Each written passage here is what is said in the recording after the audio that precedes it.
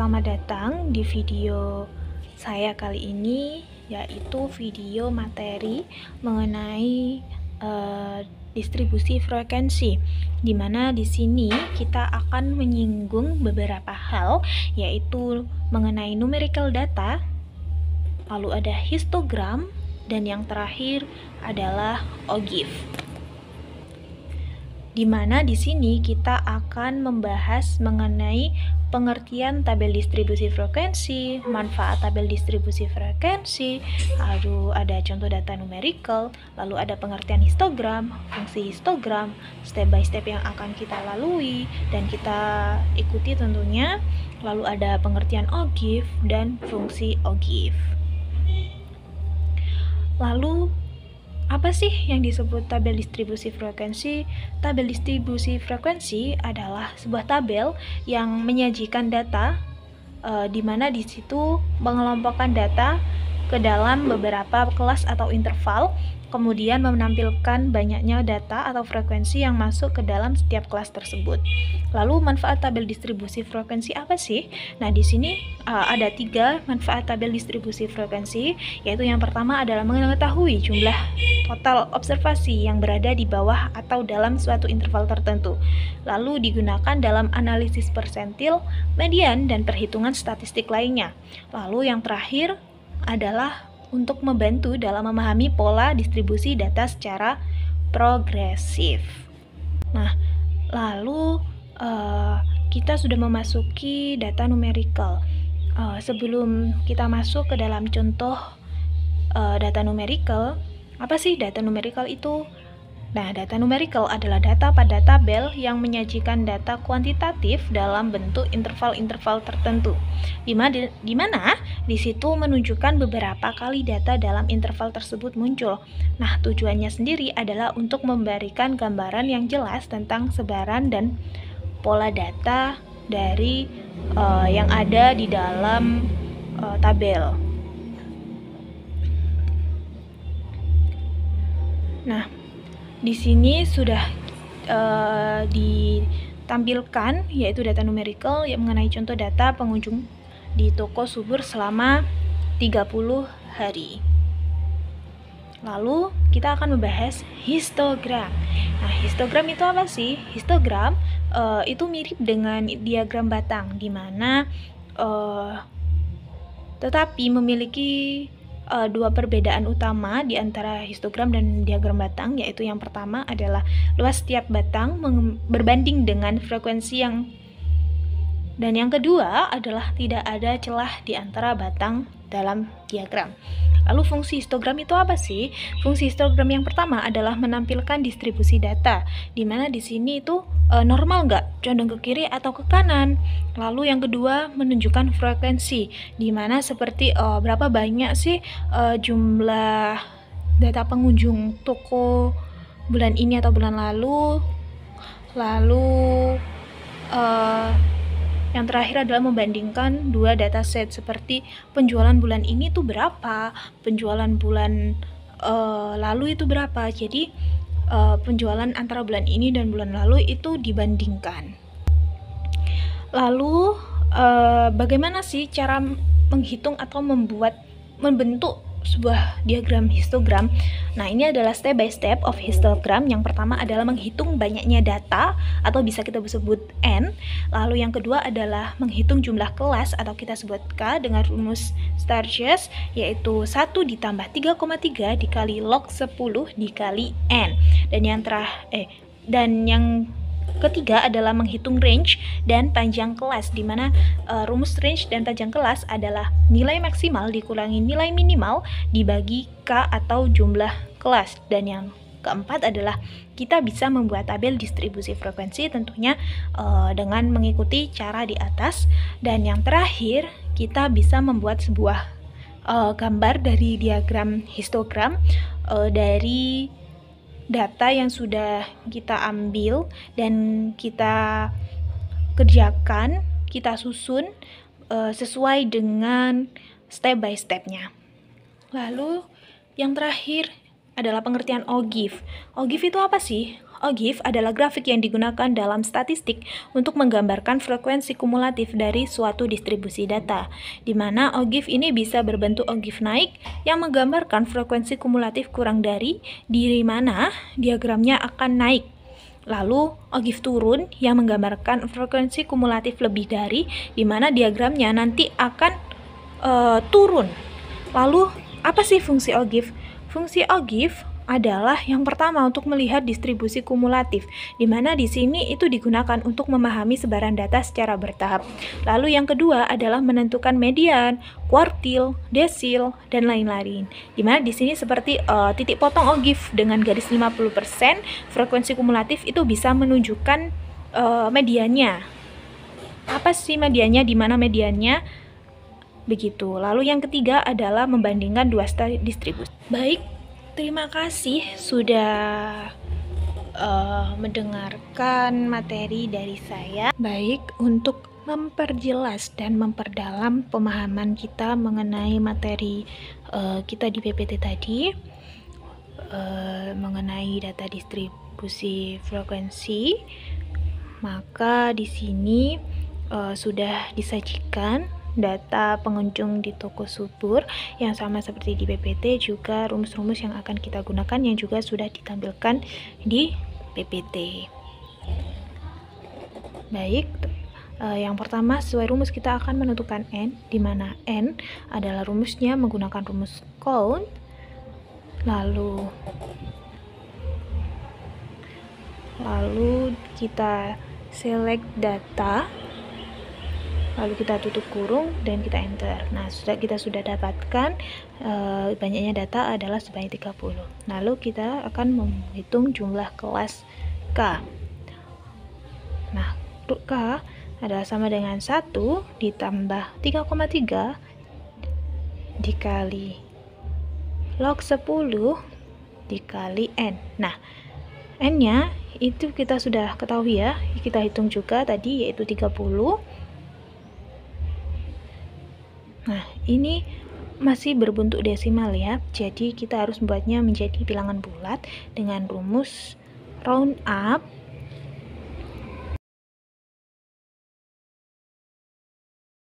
Setelah itu kita tambahkan. Nah, ini adalah jumlah kelasnya, yaitu ada 6 kelas. Lalu yang ketiga, kita harus menghitung range, mencari range-nya. Nah, range diperoleh dari Nmax dikurangi Nmin. Nah, dibagi K. Nah, untuk mempermudahnya, maka kita akan mencari Nmax-nya terlebih dahulu. Lalu kita juga mencari nilai minimumnya terlebih dahulu. Nah, bagaimana sih caranya? Caranya sangat mudah, yaitu dengan cara sama rumus max, lalu kita select datanya. Nah, kita sudah mendapatkan nilai maksimalnya, yaitu sebanyak 170. Lalu nilai minimalnya berapa? Nilai minimalnya juga kita sama, yaitu menggunakan rumus minimal, lalu kita select data. Lalu, nah, ini dia. Kita sudah mendapatkan datanya, yaitu nilai maksimal adalah 170 dan nilai minimalnya adalah 70. Lalu mengikuti rumus range, yaitu nilai maksimal dikurangi nilai minimal, lalu kita tutup kurung dan kita bagi K-nya, kelasnya 6. Lalu kita enter. Nah, di sini juga masih desimal ya teman-teman, jadi kita up-kan lagi dengan rumus round up. Baik, di sini kita round up. Lalu jangan lupa untuk menambahkan buka kurung dan titik koma 0, spasi 0, lalu kita tutup kurung. Nah, ini sudah berbentuk bilangan bulat sebanyak 17. Kita berikan tanda terlebih dahulu supaya kita mudah untuk mencarinya dan supaya bisa terlihat dengan jelas. Ini kita berikan warna juga. Lalu setelah itu kita akan membuat tabel bantuan, yaitu tabel kelompok untuk membuat tabel distribusi frekuensi. Kita edit terlebih dahulu, kita tulis kelompok. Lalu setelah itu di dalam tabel kelompok kita akan ada batas awal dan batas akhir. Lalu kita berikan tabel. Nah, karena kita sudah mengetahui jumlah kelasnya ada 6, maka kita membuat kolom tabel sebanyak 6. Nah, sudah seperti ini. Lalu bagaimana sih cara menentukan awal? Awal adalah nilai minimal, jadi batas awalnya adalah 70. Lalu setelah itu kita akan menentukan batas awal yang kedua, yaitu dengan rumus batas awal pertama. Kita tambahkan dengan range, yaitu 17, rentang panjang kelasnya. Lalu kita sudah dapatkan angkanya, lalu setelah itu kita drag ke bawah. Nah, lalu yang kedua, kita akan mencari batas akhir dengan cara yang sama, yaitu batas awal ditambah range-nya, lalu dikunci ya teman-teman. Jangan lupa untuk dikunci agar tidak mengikut ke bawah. Lalu kita drag ke bawah. Nah, untuk kolom terakhir, karena nilai maksimalnya tidak sama, maka kita samakan dengan rumus if, ya, if sama dengan. Nah, di sini karena nilai maksimalnya adalah 170, maka bila lebih dari 170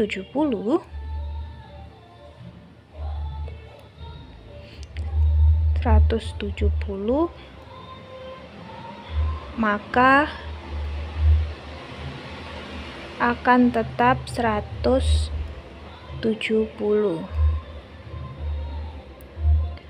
Lalu titik koma rumusnya kita copy lagi. Lalu setelah itu kita taruh di belakang. Lalu kita tutup kurung, dan ini adalah batas akhirnya, yaitu sama dengan nilai maksimalnya ya. Lalu setelah itu kita akan membuat tabel frekuensi. Nah, bagaimana sih? Mari kita tulis dulu frekuensi. Kita wrap text, kita beri di tengah-tengah. Lalu bagaimana sih cara mencari frekuensi? Frekuensi menggunakan rumus frekuensi. Lalu setelah itu kita select data. Setelah itu titik koma batas akhir ya. Batas akhir, kolom batas akhir. Tidak sampai bawah karena sudah beda rumus ya. Lalu setelah itu kita drag ke bawah juga agar mempermudah kita, agar tidak menghitung double-double. Lalu kita berikan tabel. Lalu setelah itu untuk mempermudah membuat histogram, kita akan membuat tabel dengan tabel yang berisikan nama kelompok dengan yang pertama, yaitu kita insert atau kita taruh di antara kolom kelompok dan frekuensi. Nah, dimana di sini akan menjadi nilai X-nya ya teman-teman. Nah, di sini kita berikan nama kelompok untuk X. kita rapikan terlebih dahulu. Nah, setelah itu, nah rumusnya bagaimana? Rumusnya adalah menggunakan rumus concat. Nah, rumus concat adalah lalu kita ke biaya awal yang pertama, kolom pertama yaitu 70. Kita berikan titik koma, lalu petik 2 kurang petik 2 titik koma biaya akhir yang pertama,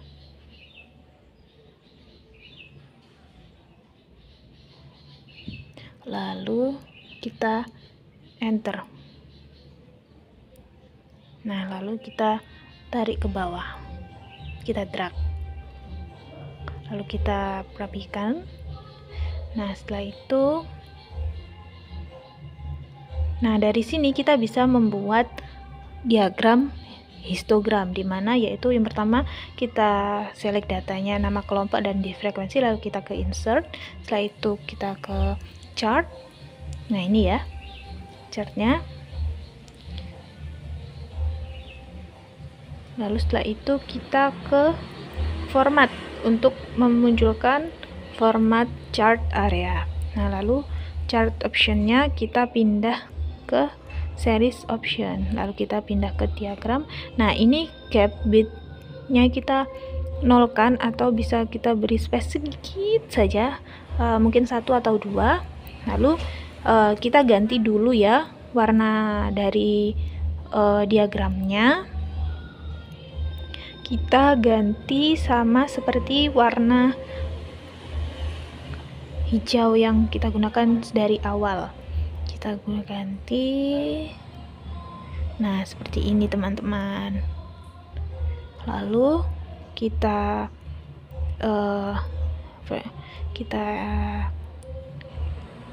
edit dulu ya, kita edit, dimana ini akan kita namakan histogram data pengunjung toko. Pengunjung toko subur.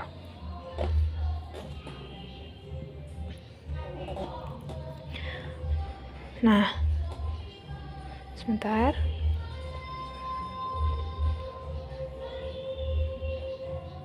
Setelah itu kita bisa menambahkan aksis title. Nah, di sini kita berikan frekuensinya, lalu yang di bawah ini kita berikan jumlah pengunjung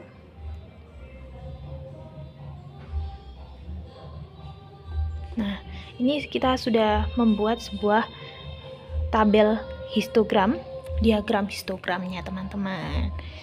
Nah, kita perbaiki lagi, kita seret ke bawah, kita tempatkan. Nah, seperti ini. Lalu kita bisa, nah seperti ini ya. Lalu teman-teman, kita bisa membuat sebuah OGIF ya, OGIF dengan cara kita membuat tabel dari frekuensi kumulatif kurang dari. Ya, kita edit terlebih dahulu, kita buat tabel frekuensi kumulatif kurang dari. Perlu diingat, jika frekuensi kumulatif kurang dari, maka diagramnya akan naik. Kita perbaiki terlebih dahulu. Nah, jika sudah, nah rumusnya itu sangat mudah nih teman-teman. Kita menggunakan rumus sum. Lalu frekuensi yang pertama kita kunci terlebih dahulu dengan F4. Setelah itu titik koma, frekuensi yang pertama lagi. Lalu kita tutup, lalu kita enter. Nah, lalu setelah itu kita bisa drag ke bawah. Nah, seperti ini ya teman-teman. Kita rapikan lagi. Nah, seperti ini. Lalu setelah membuat frekuensi kumulatif kurang dari, kita juga bisa membuat tabel frekuensi kumulatif lebih dari. Nah, kita buat frekuensi kumulatif lebih dari. Nah, seperti ini ya teman-teman. Kita edit lagi agar lebih jelas dan bisa dilihat dan bisa dipahami ya dengan mudah. Lalu kita berikan tabel. Nah, rumusnya bagaimana? Rumusnya sama, yaitu sum. Lalu kita ke frekuensi yang pertama. Setelah itu titik koma. Lalu frekuensinya kita copy dari atas ke bawah, lalu setelah itu kita kunci terakhir ya, lalu setelah itu di enter, dan ini bisa kita drag ke bawah. Nah, ini adalah frekuensi kumulatif kurang dari dan frekuensi kumulatif lebih dari. Nah, untuk membuat diagram frekuensi kumulatif kurang dari dan kumulatif lebih dari itu, kita harus menambahkan kolom. Kita harus mencari ya teman-teman, maaf, kita harus mencari data lebih dari dulu yang kita taruh di frekuensi kumulatif kurang dari dan frekuensi kumulatif lebih dari. Nah, frekuensi lebih dari itu kita dapatkan dari batas awalnya. Nah, kita taruh situ, kita paste value ya teman-teman, paste value agar tidak mengganti datanya. Lalu yang kedua, kita buat data kurang dari di antara tabel frekuensi dan frekuensi kumulatif kurang dari. Nah, di sini, nah, jika data lebih dari adalah batas awal, maka data dari kurang dari adalah data dari batas akhir. Nah, kita copy, lalu kita paste value, copy paste value ya teman-teman. Nah, seperti ini. Nah, lalu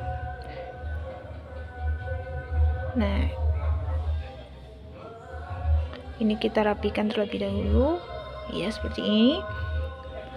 Lalu kita akan membuat grafik nih. Di sini baru kita bisa membuat grafik dengan cara ini. Kita select data kurang dari dan frekuensi kumulatif kurang dari, kita ke insert, kita ke chart, lalu kita pilih chartnya ya. Nah, ini dia chartnya, sudah keluar frekuensi kumulatif kurang dari. Nah, untuk menyamakan warnanya, kita bisa mengganti warnanya ya teman-teman. Nah, tunggu sebentar, kita ganti warnanya sama menjadi warna hijau.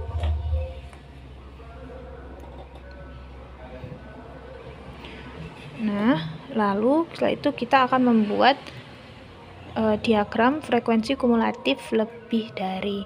Caranya sama, kita select data dari lebih dari dan frekuensi kumulatif lebih dari, kita ke insert, lalu kita ke chart, lalu kita pilih chartnya. Setelah itu, nah ini dia frekuensi kumulatif lebih dari. Kita taruh di bawah juga. Nah, seperti ini.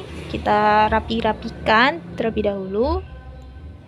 Nah, setelah itu kita ganti juga ya warnanya agar sama dan seragam. Seperti ini. Lalu Nah, seperti ini ya. Histogram, frekuensi kumulatif kurang dari, dan frekuensi kumulatif lebih dari. Lalu apakah kita bisa menggabungkan frekuensi kumulatif kurang dari dan frekuensi kumulatif lebih dari untuk dijadikan satu diagram grafik O'Keeffe-nya? Jawabannya adalah bisa. Dengan cara seperti ini ya. Mari kita praktikkan. Nah, di sini kita buat tabel dulu. Nah, tabelnya ini bisa kita beri judul label gitu aja ya. Label. Kita bold dulu label. Nah, setelah itu, label itu kita dapatkan dari batas awalnya ya teman-teman. Label itu nilainya, kelompoknya. Nah, jadi kita copy dulu yang batas awal sampai terakhir, yaitu 70 sampai 155. Kita copy paste value ya teman-teman, jangan lupa untuk copy paste value. Lalu yang terakhir, karena kita di sini adalah membutuhkan seluruh data, jadi data maksimalnya kita masukkan di bawah, yaitu 170. Lalu kita rapikan terlebih dahulu ya.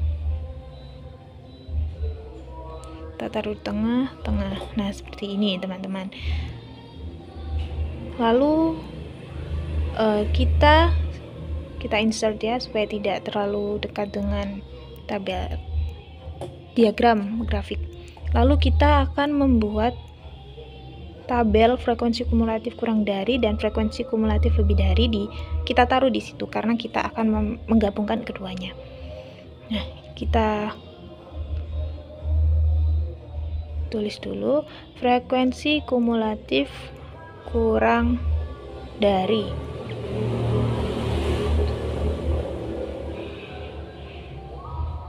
Nah, seperti ini. Lalu kita rapikan juga seperti ini.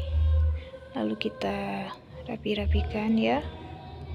Nah, seperti ini. Lalu jangan lupa untuk memberikan space pada kolomnya. Untuk frekuensi kumulatif kurang dari, kita berikan space pada kolom yang pertama ya. Kita berikan space kolom yang pertama. Nah, jadi kita copy frekuensi kumulatif kurang dari, lalu kita letakkan di kolom kedua. Ingat paste value ya teman-teman. Lalu yang kedua, kita akan membuat frekuensi kumulatif lebih dari, kita taruh di sini. Baik, kita edit terlebih dahulu. Baik, kita tulis frekuensi kumulatif lebih dari. Kita rapikan juga, kita geser supaya lebih terlihat dan jelas. Nah, seperti ini. Lalu kita buat tabel ya, seperti ini. Lalu kita copy ya dari frekuensi kumulatif sebelumnya. Ingat, jika frekuensi kumulatif kurang dari, kita spasi kolomnya di awal, maka jika frekuensi kumulatif lebih dari, kita kosongi kolomnya di bawah ya. Lalu kita copy seluruhnya, label frekuensi kumulatif kurang dari dan frekuensi kumulatif lebih dari. Kita ke insert, lalu kita ke charts, kita pilih charts. Nah, setelah itu, nah ini dia, kita sudah membuat grafik dari penggabungan frekuensi kumulatif lebih dari dan frekuensi kumulatif kurang dari. Nah, kita ganti juga warnanya supaya seragam dan serasi ya teman-teman. Nah, seperti ini. Nah, seperti ini. Setelah itu kita ganti judulnya ya, atau chart title-nya. Kita ganti dengan nama O'Keeffe jumlah pengunjung toko.